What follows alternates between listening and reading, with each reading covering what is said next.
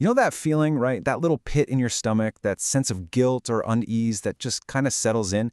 But what if that feeling isn't what you think it is? Today, we're going to dig into the huge difference between a voice that tears you down and a voice that's actually trying to guide you.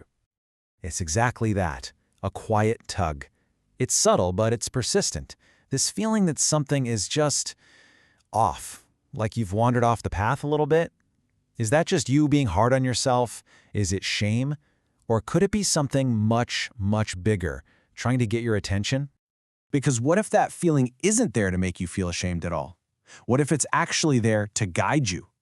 Our source material suggests this is really a form of holiness reaching out, trying to pull you away from what's hurting you and lead you back toward healing. It's not a scolding, it's more like a rescue mission. And this, right here, is where things get really crucial. Because behind that one feeling, there are two totally different voices whispering to you, and they have completely opposite goals. One wants to tear you down, and the other wants to build you back up. Figuring out which is which? Well, that changes everything. So let's give these voices their names: conviction and condemnation. And believe me, understanding the difference isn't just a minor detail. It is an absolute game changer for how you see yourself and navigate your inner world. So let's break this down. Just look at the contrast here. Condemnation? That's a dead end. It's the voice that screams, "You are finished. It's hopeless." Its only job is to drag you down into this spiral of fear and shame. But conviction, that's something else entirely. It's an invitation. It's the voice that gently whispers, "Come home." It's all about guiding you back to truth and, most importantly, to restoration. And Scripture really draws a line in the sand with this one. I mean, think of this verse as your litmus test. If the voice you're hearing is leading you into despair, making you feel worthless and beyond hope, that is not the voice of God. That's condemnation, period. So, okay, if conviction isn't about shame, what's it really about? Well, our source frames it as one of the most powerful expressions of God's love. It's this intentional call to pull you closer, especially when you've started to drift away. Let that sink in for a second. Conviction isn't a punishment, it's protection. It's literally the evidence that God refuses to just leave you in a place that's hurting your soul. He sees the person you were made to be, and He's not going to stand by and watch anything get in the way of that. And to get this on an even deeper level, let's look at this key Greek word, elencho.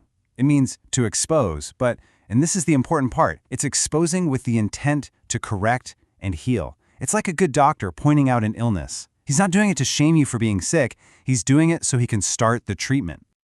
And this whole act of elencho creates what you could call an atmosphere of healing. It's a space where the light gets in. It's where broken things can actually start to mend, where hidden things get brought into the open for healing, not for judgment, and where those deep wounds can finally start to close.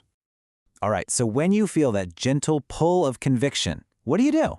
How are you supposed to respond? Because the choice you make right then and there, whether you turn away in shame or you turn towards the one who's calling you, that choice makes all the difference.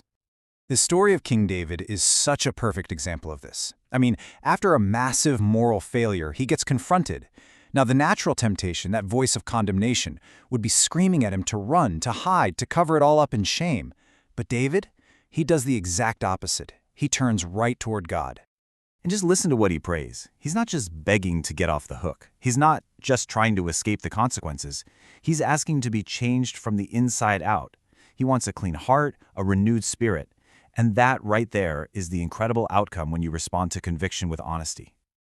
This verse from Isaiah just captures the heart of this invitation so beautifully. It's not a summons to a courtroom, It's a call to a conversation. Come on, let's reason together. It's this incredible offer of total restoration, a promise that no matter how big the mess, a completely fresh start is on the table. So, let's bring this all home. What is the ultimate point of conviction? It's not about catching you doing something wrong. Far from it. It's about leading you towards something that is deeply right and whole and good. When you boil it all down, the goal is always positive. It's to offer you mercy. It's to guide you back to a place of real joy and peace. It's to give you a chance to turn back to God.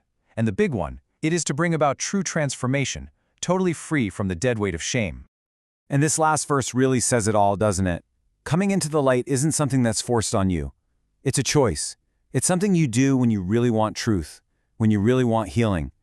It's about willingly stepping into that place where you can be made whole again.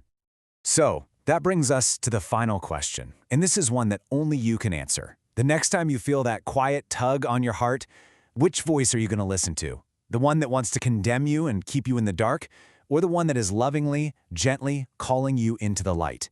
The choice is yours.